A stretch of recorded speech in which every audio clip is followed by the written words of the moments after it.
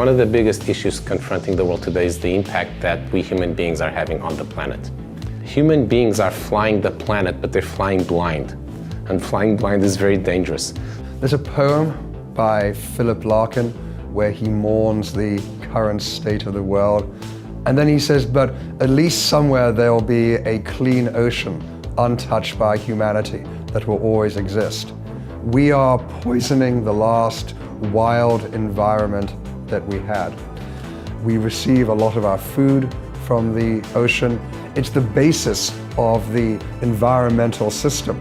We need a solution to creating or recreating the clean oceans that we had. Now, there's some really interesting experiments that you might run. You could put algae back in the ocean. There are a bunch of things that we could do.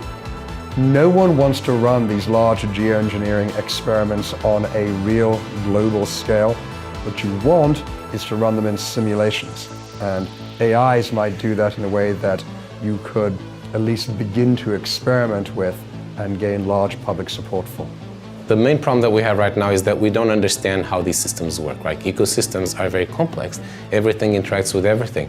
And we don't know what the impact is of what we do, but with more sensors and better machine learning to build models based on those sensors, we can actually understand how a whole ecosystem works. So with climate, we have the problem that some people are modeling how the ocean currents work.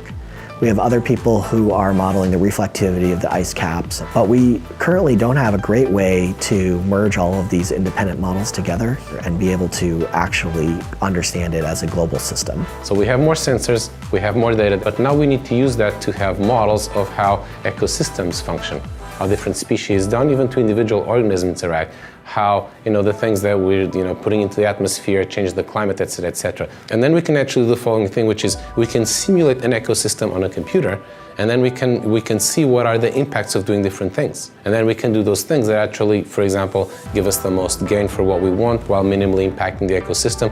And we also, for example, use it to understand which species really are important and which species are less important, right? Because at the end of the day, you often have to make hard trade-offs. And sometimes species that look very insignificant turn out to be very important because the whole ecosystem revolves around them. And sometimes species that are very, that we're very fond of because maybe they're cuddly animals that turn out to be less important. So what AI can give us is the ability to actually see a little bit further down the road so that we can actually make better decisions.